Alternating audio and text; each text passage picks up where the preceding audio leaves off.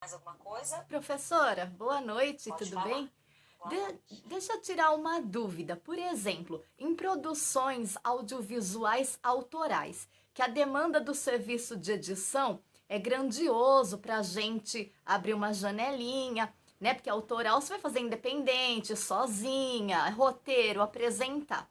No caso, nesse caso específico para a TV, a primeira pergunta, eu poderia, ou nós poderíamos, no caso, na função de cantar, de atuar, estar fazendo ou apresentando fala a língua dos sinais e ao mesmo tempo o português? Ou é muito errado fazer desse modo? O que acontece? Quando a gente usa duas línguas, né? A gente acaba deixando uma menorzinha, vamos dizer assim, né? Menos importante, né? E o nosso próprio olhar, né? Ele não foca. Então, a presença do intérprete lá na janelinha, mesmo quando o texto é oral, visual, é importante para que a gente possa manter a língua limpa, clara, né? E eficiente para quem dela vai se utilizar, entendeu? Aham. E para nós que estamos iniciando, assim, ou retomando alguns conhecimentos, como é mais fácil a didática? Por exemplo, eu gravo toda a parte de português, seja apresentando, cantando, interpretando, e depois assisto e vou trabalhar a parte de língua da Libra assistindo, porque o tempo é diferente, né? Como a gente está começando em Libras, nós vamos mais devagar. E no português, a minha dinâmica de fala, por exemplo, é bem rápida, porque TV você tem aquele time de câmera. Aí me dá uma técnica assim para eu ajustar agora nesse comecinho. Como é que eu faço? Perfeito. Ótima sua pergunta. O português oral, ele é rápido, né? Enquanto a gente está falando uma frase, nós intérpretes, a gente não consegue essa velocidade, Sim. né? Mas a língua de sinais, a Libras, há sinais que um único sinal me dá a frase toda, né? Enquanto eu falo, não pode gritar.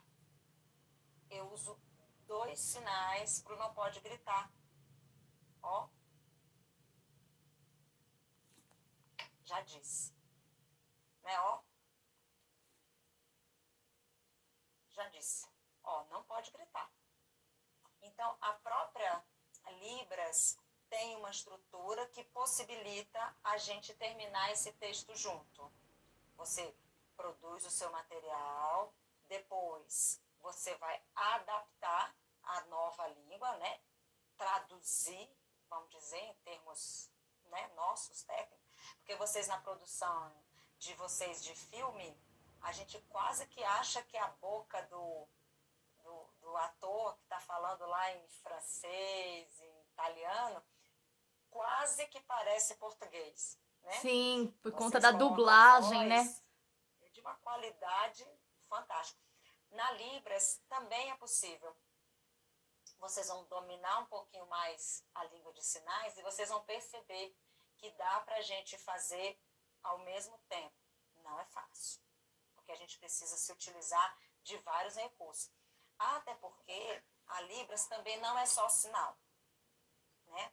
Até porque não tem sinal para tudo ainda, né? Então, nós nos utilizamos também de outros elementos, né, corporais, de expressão, para dizer, né, principalmente na linguagem televisiva, Sim. principalmente. Eu agora nesse início, né, com essas aulas, o que eu tenho feito, claro, não está 100%, mas para aprender, para ir memorizando, é fazer um tipo de um mix. Então, o que eu aprendi com o alfabeto, faço com o alfabeto. O que eu aprendi com os sinais, por exemplo, show e arte, né? Arte, né? Show, quer dizer, show, arte, por conta que não sei se eu deveria colocar o E no meio, se é correto ou não. Eu fiz uma mescla para eu poder tentar ir me comunicando, me aproximando, abranger mais telespectador e facilitar para eles. Nesse caso Perfeito. do iniciante, como que eu faço? Eu faço show e arte ou show arte? Como seria mais correto? Na língua brasileira de sinais, pode falar. Então, na Libras, não precisa falar tudo, né? Todas as frases. Assim, igual a show e artes, ela quer fazer, né? Ela pode fazer sinal de show. E artes, ela não precisa falar assim, né? Colocar. E quando ela for traduzir, vamos supor, ela tá fazendo um show, uma arte lá no teatro, e alguém for traduzir para ela, o intérprete ele tem 10 segundos, né? Para poder passar a mensagem para a pessoa que está vendo, né? Certo? E é isso aí, Rosângela.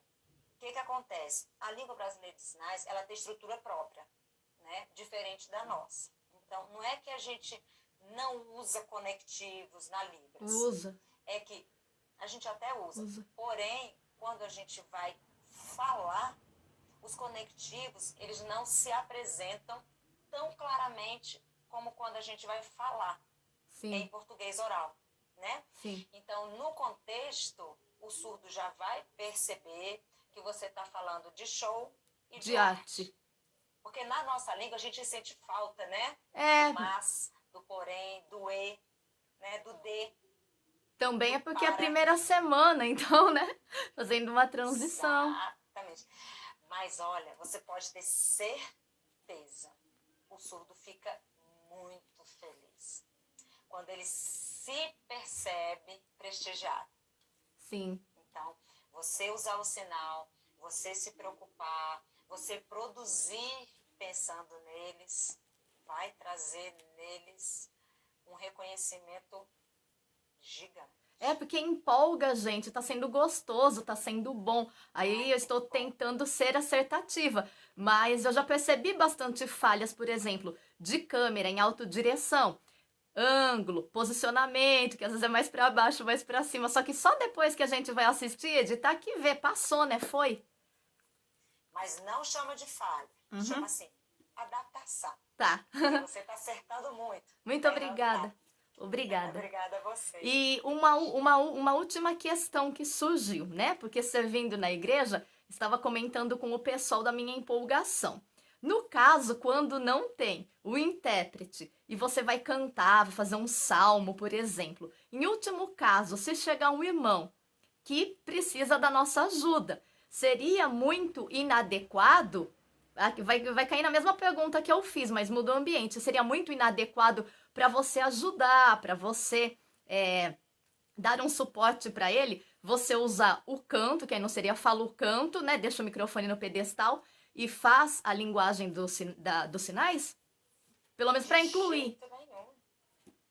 Olha, tudo que você possa. Porque não tem pessoas utilizar assim, né? para que que ele receba, né, aquela mensagem, é muito pro surdo. Então, nunca se neguem a oferecer apoio, nunca. Desculpa, porque eu sei um pouquinho, Uhum. né? Pronto, o surdo ganha o dia. Ah, então tá. Muito obrigada, viu?